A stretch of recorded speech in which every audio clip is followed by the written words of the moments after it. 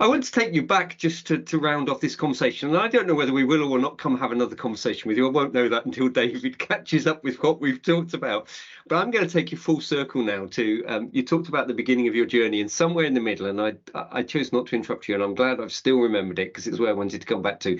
You talked about an integral part of consultation in a model with people rather than referring, and I really like all of that. And what I was struck by it was we talked very early about some of our formative experiences and what were the councils on alcohol and all those kind of organizations. And of course I was suddenly reminded that they actually all came out of one original community alcohol team in the Maudsley, through that book by Shaw and Cartwright, that yellow book, Responding to Drinking Problems.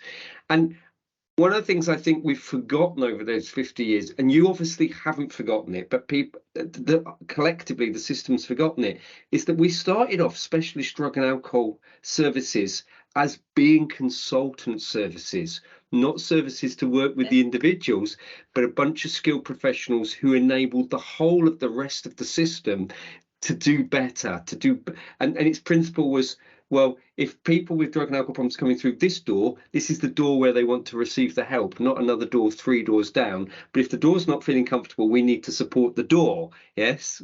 And I was really struck by that you've held on to that notion. And whereas I think one of the critiques we've got, particularly of a range, I think, of statutory services, and you talked about that, they're almost using crisis or criteria.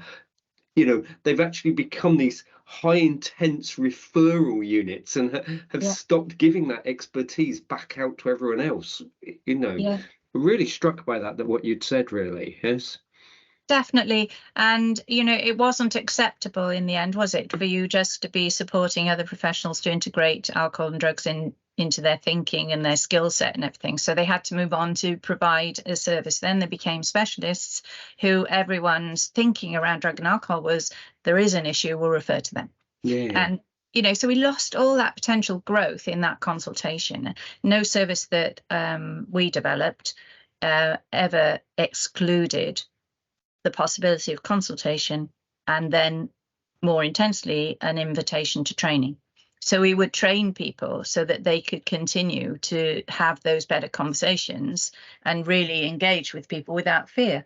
Because the more specialist your issues are, the more fear exists for the professional, and then they're not going to be able to engage. And they resort to aligning themselves with some stereotypes about how people might function. So it is really important every time we grow anything to see ourselves seeing the other professional as a potential person who might feel better after our conversation, less fearful, more open, and considerate. And so we sort of treat them as the citizen who is our main focus in that moment. Yeah. And of course, the second connection point for me, therefore, with your starter is that actually you talked very much about your personal familial experience. You and I have been talking about the role of family in all of this. There is nothing specialist about families. We all come from families. It doesn't, it's not, it's not. It's not specialist. It's not unique to a certain percentage of the population, is it? Family, No. It really isn't. And we have disaggregated family members in our public services consistently for decades. So that holistic thing just gets lost, doesn't it? But there is no doubt that everyone at some point has been in a family or a network and understand the power of that on their own self and their own hopes and aspirations, as well as sometimes in the source of their pain. But we have to understand that uniqueness in each person. And when we have individualized services, I mean, an example of the old statutory framework for social services, for social workers, was community care in adult services. And it started with the individual. So you just assess the individual and decide whether they need service or not. And then you do a financial assessment, which and then 2 years later, oh, hang on a minute, we've left the families out. We'll have a separate pot of money for carers assessments. And now we're seeing these people separate. But the solution over here for the carers is respite care. So it all got honed down to a service delivery, not an exploration of what really is needed. And that's a real extreme example of disaggregating families. Yeah, no, you're absolutely right. And I suppose last but not least to me, I've noticed in my time now when I spend time with recovery communities that, yeah, there's quite a lot of activity that recovery communities do, which is between the collection of individuals, and they are a community themselves. But there's lots of the other slightly broader activities they do that are always family inclusive. And I go and there are partners and there are children's and family members, and that feels really important that that's all still part of that framework as well, really. And it's probably a really important message for recovery communities to also not forget the family all the time. I don't think they do, but it's probably a really important message as well. Yes. Yeah, They and could they'll be become able just to. a collection of individuals, and they need to be more than a collection of individuals. Yes. Definitely. And when you ask the question of them, you know, what do you think are the most important days and interventions for people? And, you know, for them to have in the front of their mind the time they came with their family and the children were playing, and, you know, that we facilitated the possibility of them seeing themselves in that role, because that is so empowering for people. You know, being the best dad I can be is an aspiration. Handling my pain in a way that doesn't hurt my children becomes the journey.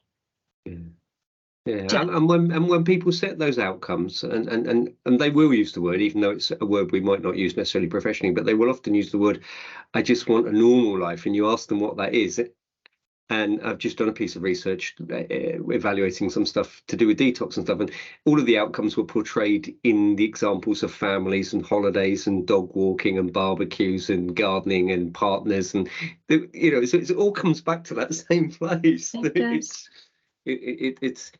And then when you ask those other studies about what helped most for people, they say someone listened to me, truly heard me and understood me. You know, so that there are general universal things that we need to do to respond well to people.